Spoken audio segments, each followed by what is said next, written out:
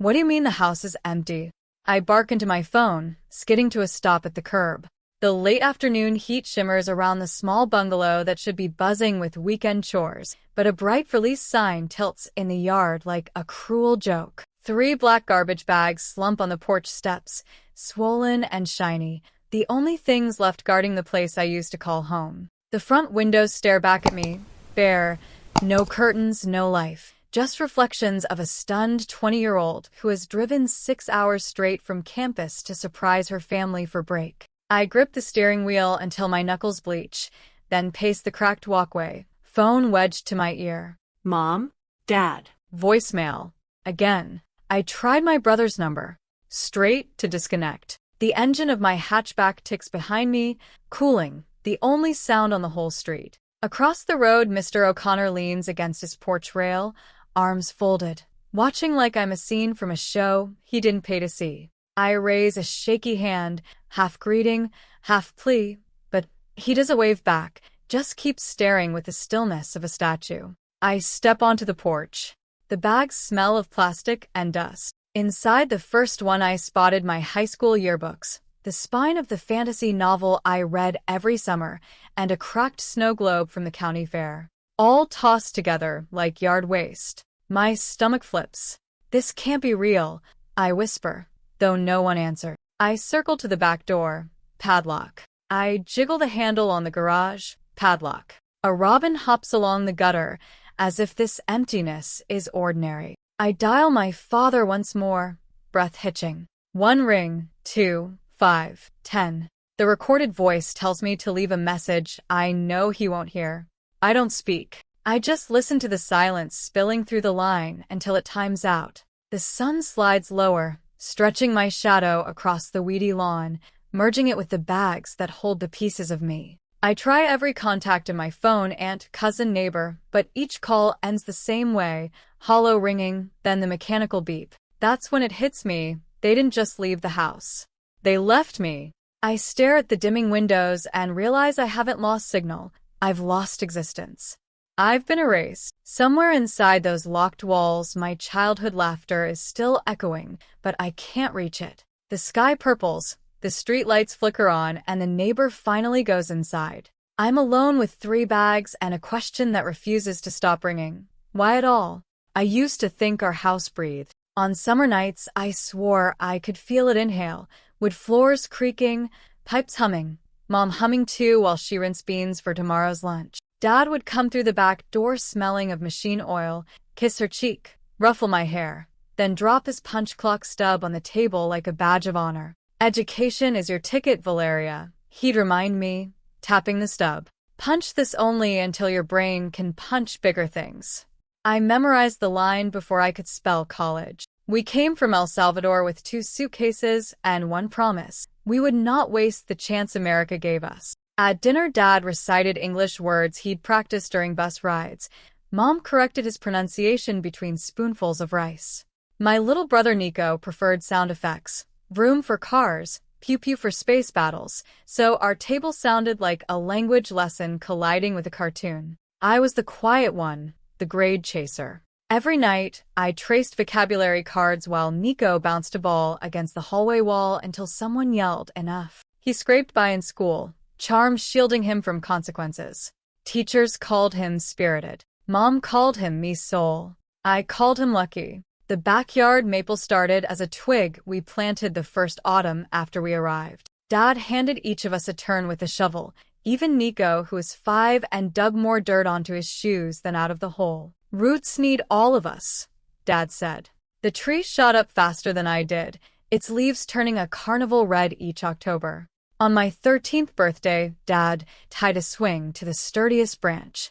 Nico pushed me so high my sneakers skimmed the clouds, or so it felt. Report card day was a holiday in our house. Mom baked cinnamon pan dulce, Dad called the neighbors to brag, and Nico lit sparklers if my grades were all A's. They usually were. The one time I brought home a B+, he taped it to the fridge anyway, drew a trophy beside it, and wrote, "Still champion," in neon marker. I pretended to be annoyed, but my cheeks hurt from smiling. When Nico crashed Mom's Corolla at 17, showing off, no license, Dad marched him inside, grounded him for a week, then spent Saturday teaching him how to replace the bumper. The lecture ended with burgers on the grill and Nico laughing through ketchup-smeared teeth. I watched from the porch swing, equal parts furious and jealous, realizing some mistakes are forgiven before they're even finished happening. That house stored every cent of our story: cumin, grease, pencil shavings, fireworks smoke. Its walls knew our secrets, our jokes, the lullaby Mom sang when storms rattled the roof. I believed those memories were mortar, impossible to pry loose. Yet, tonight, I stood outside that same address and saw nothing but empty windows and 3 garbage bags lined up like still silent sentries. All that breath, all that history, was now stuffed in black plastic. The call drops into voicemail for the 5th time, and Dad's recorded voice, cheerful, outdated, asks me to leave a message after the beep. I leave nothing, just stab YND and redial Mom. Same recording, this one in Spanish, same polite beep, same hollow silence. I scroll to Nico's name. Ring, ring, click. Voicemail. I picture his screen lighting up somewhere, his thumb sliding decline without a second thought. My breath fogs the glass of the driver's side window as I lean against the car. Every ring feels like tossing a rope into a well and hearing it slap water far below.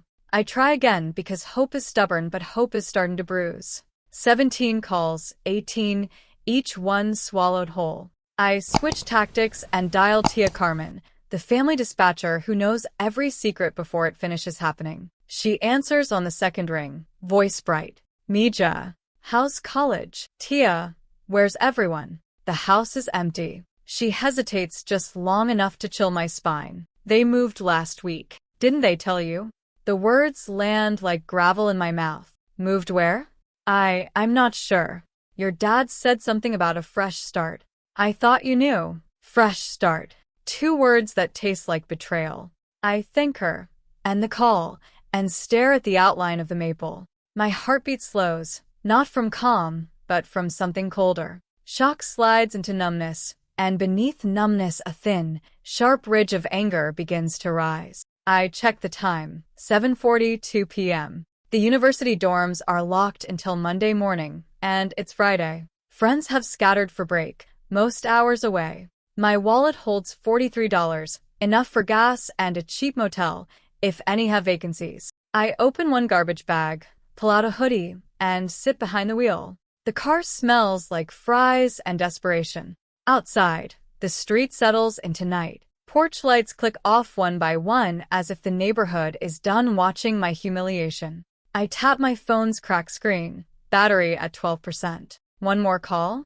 I think of Dad ignoring the ring, laughing at a show, not thinking of me at all. My thumb hovers, then drops. Let the phone stay silent. Tomorrow I'll need a plan, but tonight I have nothing except 4 wheels, 3 bags, and a question that won't sleep. How do you start over when home has vanished into the dark? Neon vacancy signs flickered along the highway strip, but the first motel quoted $89 plus deposit. The second wanted $105. My debit card would choke at either number, so I kept driving until city lights thinned and a 24-hour diner appeared like a lone ship in fog at the edge. I pulled around back, killed the engine, and let the quiet press in. The garbage bags rustled when I dragged them into the back seat. I opened each with the dome light on, taking stock like a survivor after a storm. One held jeans, 2 sweaters, track medals tangled in shoelaces. Another carried textbooks from last semester, still tagged with sticky notes. The last bag was the worst, a cracked picture frame of our family at the state fair, Dad holding the giant stuffed panda Nico won at the ring toss, Mom's arm around my shoulders, all of us sunburned and grinning. The glass was shattered, webbing over every face like frost. I set the frame face down and zipped the bag shut. Outside, the kitchen exhaust vent puffed out the smell of coffee and frying onions, a scent that used to mean comfort. Now it felt like someone else's memory. I reclined the driver's seat, pulled my hoodie over my face, and waited for tears that never came. I didn't cry, not yet. Shock was a better blanket than grief, and anger was hotter than either. Sometime near dawn, the diner's trash truck rattled past, jolting me awake. My phone battery flashed 5%. I scrolled to Professor Merrill's number, my engineering advisor, part mentor, part lighthouse. She told me once, if the ground shifts, call me. Well, the ground was gone. My thumb hovered, then press later. Pride whispered, wait until daylight. At least sound steady. I watched the sky pale behind the diner's neon sign and promised myself two things. At sunrise, I would call Professor Merrill, and I would never again let anyone decide where I slept. The sun edged up, turning the windshield gold, and the promise felt like the first brick of a brand new wall. At 7:05 a.m., with the diner's neon finally dimmed, I called Professor Merrill. The second she answered, my voice cracked, but I forced the words out. House gone. Family vanished. Sleeping in the car. She didn't ask for proof. She just said, put the address in your GPS and drive. The cats and I will be waiting. 2 hours later, I parked in front of her narrow Victorian, paint peeling but porch draped in climbing roses. The door swung open before I knocked. Professor Merrill, gray streak in her braid, coffee mug in hand, pulled me into a quick, fierce hug that smelled of cinnamon grounds. Shoes off, she instructed. You're home for as long as you need. Inside, every wall was lined with books. Engineering manuals, poetry, graphic novels stacked sideways where space ran out. 2 elderly cats dozed on the radiator like furry paperweights. A kettle whistled, and the whole place hummed with gentle disorder. I followed her to a small room overlooking the garden. The quilt was hand-stitched, the desk cleared except for a note card that read welcome, Valeria in block letters. I ran my fingers over the ink as if it might disappear. She set a steaming mug beside me. Focus on your studies. The rest will solve. Her tone left no room for argument. Over late breakfast, toast slathered with blackberry jam, she slid a brochure across the table. City Wheels Community Bike Shop. I read aloud. They refurbish donated bikes for kids who can't afford bus fare, she explained. Their director is hunting for a summer intern with engineering skills and a big heart. You qualify on both counts. I blinked, but classes start in 3 weeks. I should find a paying job. It pays a stipend, she assured, tapping the brochure. Enough to keep gas in that brave little car of yours. More importantly, it'll keep your mind moving forward, not circling the porch of a house that isn't yours anymore. I exhaled, a mix of relief and terror. Yesterday, I'd been homeless. Today, I had a bed, 2 cats, and the hint of a mission. Professor Merrill squeezed my shoulder. Call them this afternoon. Tell them I sent you. I stared at the brochure's bright photo of kids wheeling freshly painted bikes into sunlight. The ache in my chest shifted, no longer a void, but a spark. Pain was fuel, I just needed an engine. The first day at City Wheels smelled like chain grease and orange cleaner. Amir, the director, waved me past rows of half-stripped frames. We fix bikes, but really we move lives, he said, handing me a clipboard. My job was half research, half intake. Log every donation, interview each parent or student who rolled in with a busted ride, then match them with parts, volunteers, and safety classes. I fell into a rhythm. Morning emails to potential donors, midday wrench work, evening data entry, while kids tested fresh brakes in the alley, laughter echoing off brick walls. Week 2, a single mom named Lila arrived pushing a pink BMX with no chain. Her daughter Maya clutched a backpack full of overdue library books. Bus fare had eaten the family budget. We swapped the chain, tightened the headset, and added a bell Maya kept ringing in disbelief. The next afternoon, Lila returned, eyes shining. She rode to school and back. We saved $6 already. Amir fist bumped me. That's a win, Valeria. More wins followed. A laid-off chef got a cargo bike to haul groceries for a new delivery gig. A foster teen learned true wheels and landed a part-time spot in the shop. Every story I logged built a mosaic of movement and hope. Amir noticed the way clients opened up when I asked simple questions and actually listened. One night he leaned against a workbench, grease streaked across his cheek. You turn a repair ticket into a conversation. People feel seen. That's rarer than torque wrenches. The praise warmed me more than the space heaters humming in the corner. Mid-July, the university blasted an email, social innovation grant competition, $25,000 for student-led projects solving local problems. The moment I read the subject line, gears clicked. What if City Wheels could add mobile repair units, bring bikes straight to neighborhoods where bus lines had been cut? I pitched the idea to Amir. His grin said yes before his words did. The next 3 weeks blurred. I studied transit maps, calculated tool costs, built surveys to prove demand. Professor Merrill reviewed my drafts at midnight, red pen slashing jargon. Nico, who still hadn't returned a single call, faded to a distant ache as friends from my engineering cohort modeled folding workbenches in CAD and mocked up a logo. Wheels on wings. We wrote until sunrise, fueled by drip coffee and dollar store cookies, tweaking budget lines and impact metrics. Finally, 43 pages of vision, spreadsheets, and photos of grinning riders slid into the grant portal with 1 minute to spare. I closed the laptop, heart pounding like I'd sprinted miles. Decisions would be announced August 1st, exactly 10 days away. 10 days felt both tiny and endless, like holding my breath underwater while pretending to smile. If the panel said yes, City Wheels would fly. If they said no, I had no plan B, only the memory of kids ringing new bells into the sky. The morning after we hit submit, my phone lit up like a slot machine. 10 missed calls from Dad before breakfast, from Mom during lunch, and a voicemail from Nico so long it filled the inbox. First the messages barked. Pick up, we need to talk. Then they softened. Mija, please, this isn't how family acts. By nightfall they dissolved into guilt-laced whispers about sleepless nights and hearts that couldn't heal until I came home. Home, what a loaded word. I didn't answer. Instead, I watched Amir roll the shop door open for a reporter from Channel 7. Someone had tagged us on social media, and suddenly City Wheels was the little nonprofit peddling big change.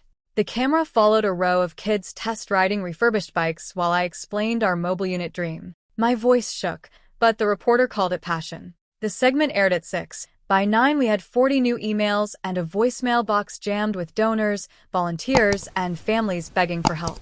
Between those hopeful pings, the family calls multiplied. 20, 30, 40 in 2 days. My Aunt Lupe texted, "Your mother cries every night." Cousin Jorge added, "Be the bigger person." The words stabbed, but they didn't change the lock I'd placed on my heart. I blocked Dad's number first, then Mom's, then every unknown 707 prefix that might be Nico borrowing a friend's phone. The silence that followed felt both cruel and necessary, like pressing ice on a burn. Work roared louder to fill the gap. We scheduled pop-up repair days, mapped routes, ordered parts on faith that the grant would land. I slept 4 hours a night, dreaming of spinning wheels and ringing bells. Yet sometimes, between torque specs and email drafts, my eyes drifted to the blocked call log climbing higher, and an ache flared like a pulled muscle. Could success really drown out the question of why they'd throw me away? On the 5th day, Channel 7 returned with a follow-up, this time live. As the anchor counted down, my phone buzzed with an unlisted number. Instinct said block. Curiosity said answer. The red light on the camera blinked. I stuffed the phone into my pocket, forced a smile, and told the city how wheels could change a life. Applause erupted off-screen, but the phone kept vibrating, insistent, muffled, impossible to ignore. When the segment wrapped, I pulled it out and stared at the screen. Unknown caller, voicemail left. My thumb hovered over play, heart thudding. I wasn't sure which I feared more, another plea, or something that could shatter the walls I'd built. 2 days after the live segment, a UPS driver stepped into City Wheels holding a thick cream envelope. "Delivery for Valeria Santos," he said, mangling the last name. My mail was forwarded to Professor Merrill's, so seeing my old street scrawled as the return address pinched my gut. I signed, slit the flap with a screwdriver, and unfolded papers stamped with a gold notary crest. Legal words leapt out. Final disbursement. Estate of Alma Cruz. Beneficiary Valeria Santos. Amount $412,600.45. Alma Cruz, Abuela Alma, died when I was 15, remembered for teaching me to roll tamales and whistle off-key. She'd owned a dusty hillside in El Salvador, nothing more. Except that hillside had sprouted a solar farm sold last year to an energy company. The letter said the sale closed 11 months ago, 1 month before my parents vanished. Heat crawled up my neck, so that's why the house emptied overnight. Money was the missing puzzle piece. If I hadn't turned 21 soon, the funds would have defaulted to my acting guardians, Mom and Dad. They'd tried to outrun a bank statement. A second page listed wiring instructions. My fingers shook, but fury steadied them. I scanned my ID, emailed the forms, and watched the upload bar crawl to 100%. By sundown, a new line glowed in my banking app. International wire plus $412, 600.45. Commas, zeros, security. More than I'd ever dreamed. I could finish school debt-free, bankroll Wheels on Wings even if the grant fell through, and still have a cushion thick enough to sleep on. I walked outside. Street lamps threw silver stripes across the asphalt. Distant traffic hummed like ocean surf. I inhaled a kind of air I'd never tasted. Air without fear. Anger still pulsed, but now it had direction and teeth. Inside, bikes hung from ceiling hooks, quiet guardians of new journeys. I touched one tire, rubber cool beneath my palm, and whispered, "We're going places. Tomorrow at noon the grant committee will announce its decision." For the first time, I knew I could survive either answer. The Bright Futures Foundation boardroom glowed with polished oak and bottled water lined like soldiers. Amir clicked through slides while I waited for my cue, palms dry for once. We were finalists for a $300,000 grant. 10 minutes stood between city wheels and a fleet of mobile units. I stepped to the lectern, heartbeat syncing with a projector fan. Transportation shouldn't be a luxury, I began, voice steady. Photos of Maya, Lila, and the cargo bike chef filled the screen. Heads nodded, pens scribbled. I felt the room leaning in. 5 minutes in, the double doors cracked. A security guard whispered to the foundation director, who glanced at me, eyebrows raised. He approached and murmured, "Your family is in the lobby, say it's urgent." The word family thudded like a dropped wrench. Mom, Dad, Nico here? A dozen eyes watched for my reaction. I straightened my notes. "They can wait," I said, barely above a breath, then clicked to the impact budget. The guard disappeared. I outlined cost per repair, projected ridership gains, and the board nodded again. When the final slide, Wheels on Wings logo, filled the wall, applause rippled. The director smiled. "Thank you, Ms. Santos. We'll be in touch shortly." Outside, the lobby buzzed with donors and interns. My parents stood near the potted ficus, Nico between them, hands in pockets. Mom's eyes brimmed. Dad's jaw was set. Nico looked everywhere but me. Before they spoke, I said, "Coffee shop across the street. 10 minutes." I needed neutral ground, witnesses, and an easy exit. We sat at a corner table sticky with sugar packets. Steam curled from paper cups, but no one drank. Mom started. "Mija, we saw the news, the grant, everything. We had to come." Dad added, "We never meant to hurt you. The house, the bags, that was about debt." "We were drowning," Nico whispered. "I wanted to call, but they thought it'd be easier if." I raised my hand. "Stop. You sold our memories without a word, knowing Abuela's money was coming to me. That wasn't drowning. That was strategy." Dad flinched. "Your mother was sick with worry. Worry didn't pack my things. I cut in. Pride did. Maybe greed." Mom's tears slipped. "We thought you'd be better off at school, away from chaos. We planned to explain once we were stable." I let silence sit, heavy. Explanation follows honesty, not betrayal. I slid a business card across the table. "This is my work email. Updates about City Wheels are welcome. My personal life is mine." Dad's face hardened. "That's all. That's healthy boundaries," I replied, standing. Behind me, their voices rose, a mix of anger and apology, but the traffic drowned them out. I had a presentation to wait for, kids to serve, wheels to set turning. I walked out, sunlight bright enough to sting, but I didn't look back. Strength isn't loud. It's choosing your own direction while others shout detours. The crosswalk signal beeped, and I stepped forward, feeling lighter than any bike I'd ever fixed. 3 days later, my phone rang at 8:02 a.m., Bright Futures Foundation flashing across the screen. I answered on the first vibration. The director's voice sounded like sunlight. "Congratulations, Ms. Santos. The board unanimously approved full funding, $300,000, and an additional $50,000 operations bonus. Go put wheels under dreams.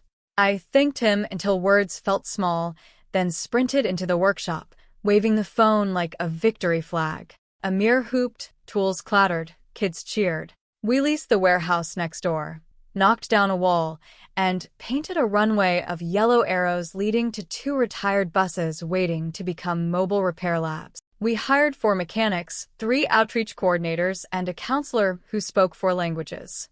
Within a month, our weekly clinics doubled, and the waiting list shrank faster than I could update spreadsheets. Lila returned with Maya, now pedaling a taller bike, to volunteer on Saturdays. The circle kept widening. A brass plaque over the door glints, proof of tomorrow. One night, after locking up the expanded shop, I checked my phone. One unread message from Mom. We love you. No explanations, no demands, just 3 words and a timestamp. I stared until the screen dimmed, then slid the phone into my backpack without tapping it open. Some doors stay closed for a reason. I rode home on a powder blue cruiser we'd rebuilt that morning, streets warm under the wheels, city lights blinking like approval. Wind threaded through my hair, carrying the scent of late summer jasmine. I thought about porches, garbage bags, and the maples that still stand even when houses change hands. Sometimes the family you build is the one that never leaves you on the porch. Ahead, the bike lanes stretched glowing and clear, and I pedaled toward everything still possible.